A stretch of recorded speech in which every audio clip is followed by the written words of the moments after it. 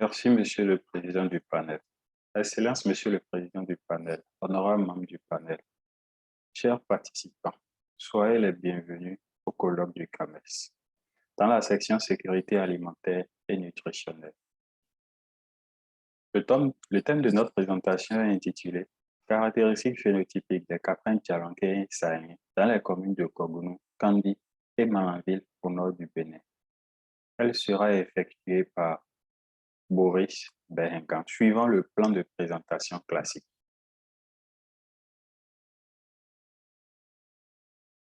Au Bénin, avec l'accroissement de la pression démographique, l'alimentation et les ressources financières demeurent une source d'inquiétude pour les dirigeants.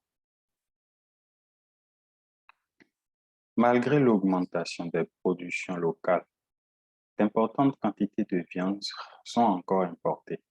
Garantir donc la sécurité alimentaire reste un défi d'actualité à relever. Les ovins et les caprins constituent la troisième source de viande après les volailles et les bovins. Ils sont intéressants pour augmenter la production animale et faciles d'adaptation dans différents milieux. Les caprins ont une résistance, notamment face au stress calorique et aux périodes de sécheresse, mais également ne sont frappés d'aucune restriction ethnique ou culturelle. Malgré leur importance, la production de caprins reste encore limitée par des facteurs génétiques et environnementaux. Au Bénin, la majorité des études effectuées au niveau des caprins concernent l'alimentation et la reproduction. Le cheptel présent est constitué de troupeaux hétérogènes, notamment de sujets métissés obtenus par les croisements anarchiques, entraînant ainsi une érosion progressive du capital génétique. Il s'avère donc primordial d'effectuer une caractérisation des races existantes afin de sauvegarder la diversité génétique, mais aussi de permettre leur utilisation rationnelle et durable. C'est pour y parvenir que cette étude a été initiée et avait pour objectif général évaluer les caractéristiques phénotypiques des caprins djalanquais et sahéliens dans les communes de Malanville, Kandi et Kogounou. De façon spécifique, il s'est agi d'évaluer les caractéristiques phénotypiques des races caprines élevées dans les communes de Kandi, Malanville et Kogounou et ensuite évaluer les performances de croissance des races de caprins élevées dans la commune de Malanville. La zone d'étude est constituée de 3 communes au nord du Bénin, notamment dans le département de la Briborie. Ces communes sont Kogounou, Kandi et Malanville. Pour y parvenir, le matériel utilisé est constitué d'une cartoise d'appareil photo de mètre ruban, d'un peson, de boucles pour identifier les animaux et de fiches techniques. Pour effectuer la caractérisation, 18 caractères quantitatifs et 12 caractères qualitatifs ont été considérés et collectés sur 110 caprins par commune. Au niveau des performances, un suivi d'élevage a été effectué auprès de 4 élevages par race pour collecter le poids des chevaux de façon mensuelle pendant 6 mois. Les données sur la caractérisation ont été analysées au moyen d'une statistique descriptive et des analyses multivariées. Une analyse de variance a été effectuée au niveau des performances de croissance en testant l'effet de la race, l'effet du type de naissance et l'effet du sexe sur le poids à la naissance des chevaux. Toutes ces analyses ont été effectuées dans le logiciel R. Sur la base de cette méthodologie, les résultats suivants ont été obtenus. Au niveau de la couleur de la robe, 4 couleurs ont été obtenues. La couleur rousse, la noire, la grise et la blanche, avec une dominante de la couleur rouge, soit 48,88%. Cette dominance a été prononcée au niveau des communes de Kandi et de Malanville.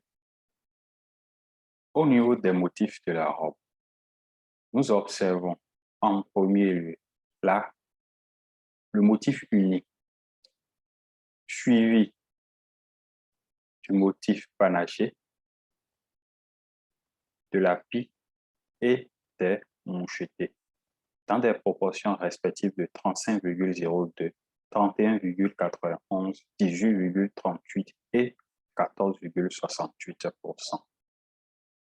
La dominance de la couleur rouge peut être expliquée par le fait qu'il existe un métissage chronique effectué entre les caprins dialantés et ses liens avec la chèvre au sol de Maradi.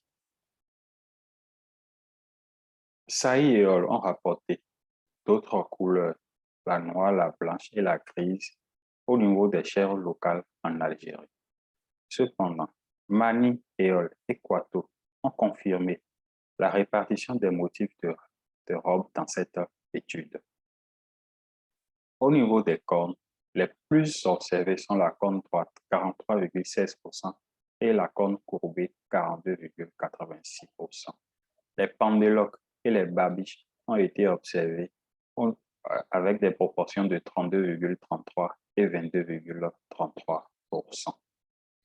Ces proportions sont nettement supérieures à ceux obtenus par Yakubu et Hall au Nigeria chez les chèvres Djalanquais et chez les chèvres Red Sokoto.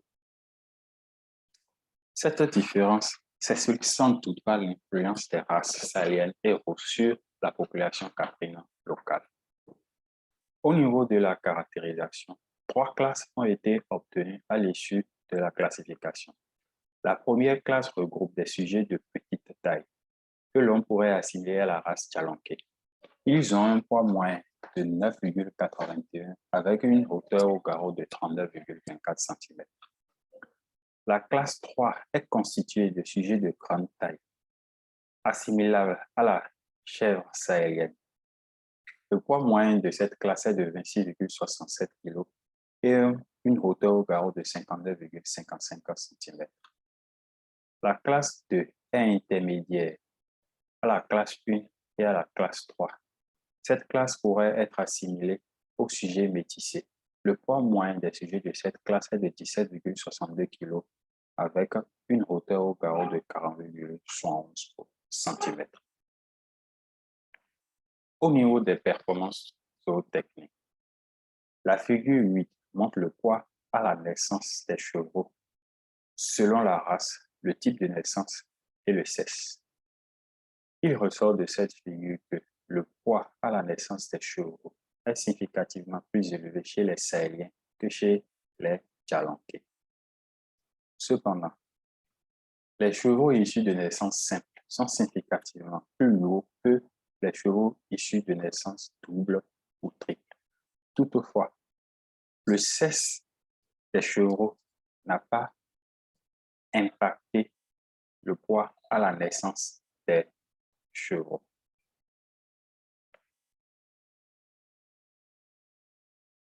La figure 9 montre les performances de croissance des chevaux de race sahélienne et djalanquais. Il ressort de cette figure que durant les 2 premiers mois de la croissance, les chevaux sahéliens et djalanquais ont eu pratiquement la même croissance. Cependant, à partir du 2e mois, la croissance des chevaux sahéliens était meilleure comparativement à ceux des caprins djalanquais.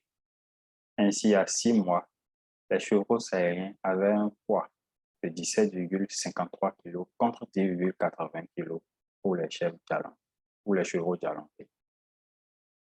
Ces résultats sont nettement supérieurs à ceux obtenus par Hosseini et Ayadi en 2014 chez les chevaux djalanquais au Nigeria. Au terme de cette étude, il ressort que il existe 2 races de caprins dans la zone d'étude. Il s'agit de la race djalanquais et de la race sahélienne. Une race ayant un phénotype intermédiaire a été obtenue. Cette race n'est rien d'autre que les chèvres métissées issues des croisements djalanquais et sahéliens. Cette étude a également montré que les performances de croissance des chevaux sahéliens sont meilleures comparativement aux chevaux djalanquais. Toutefois, cette caractérisation se montre insuffisante et devrait être confirmée par des analyses moléculaires afin d'apprécier le niveau de mélange au niveau des types génétiques de caprins de la région. De plus, des expérimentations en milieu contrôlé doivent être effectuées afin d'évaluer les performances de ces types génétiques en station. Excellence, Monsieur le Président du panel, honorable membre du panel, nous voici à la fin de notre présentation. Vos questions, suggestions, afin d'améliorer la qualité de cette présentation sont les bienvenues. Merci.